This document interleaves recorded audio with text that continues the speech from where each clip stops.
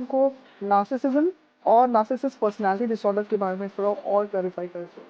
Narcissist traits जो होते हैं उसको हम एक वायरल फीवर की तरह ले सकते हैं। नार्सिसिस्ट पर्सनैलिटी डिसऑर्डर जो है उसको हम कोरोना मान सकते हैं। हमारा जो वायरल फीवर है वो सिर्फ हमें इफेक्ट करता है, और जो कोरोना है, कोरोना आपके साथ साथ आपकी सराउंडिंग में जितने लोग हैं उनको भी इफेक्ट करता है।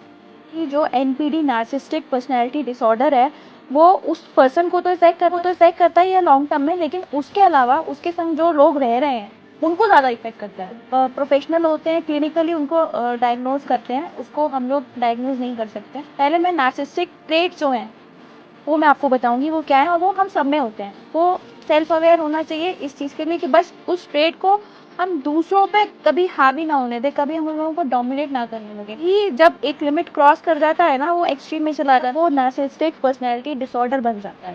तो नार्सिसिस्टिक ट्रेट्स होते हैं वो होती है जैसे फीलिंग ऑफ एडमिरेशन। तो जब हम किसी चीज़ को अचीव करते हैं तो उसको हम प्राउडली सबको बताते हैं, वो वाली जो एक ट्रेट होती है। और ऐसे ही जो नार्सिसिस्टिक पर्सनालिटी ट्रेट्स वाले लोग एम्पैथेटिक होते हैं, सेल्फ अवेयर होते हैं। और अगर कभी कोई इंसान इंटेंशनली भी या अनइंटेंशनली भी थोड़ा सा ज्यादा कर भी देता है, तो अगर उसकी सराउंडिंग में वो है वो उसको बताते हैं कि आप ऐसा कर रहे हैं, तो वो इतना सेल्फ अवेयर होते हैं कि उस चीज को समझ के उसको करेक्ट कर लेते हैं।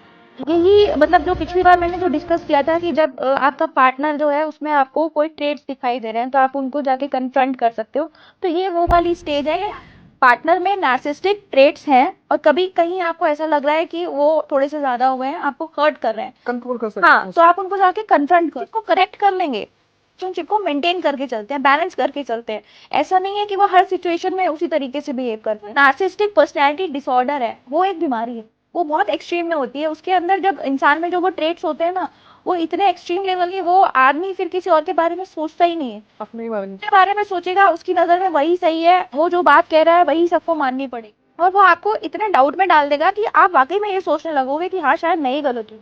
तो वो जो एक्सट्रीम केसेस होते हैं, और इस चीज को मतलब हम अगर सोचे भी ना कि हम उनको करेक्ट कर सकते हैं तो नहीं कर पाएंगे। ऐसा कहा जाता है कि the person who is having NPD doesn't go to therapy, but the person living around him goes to therapy because he is not going to the therapy.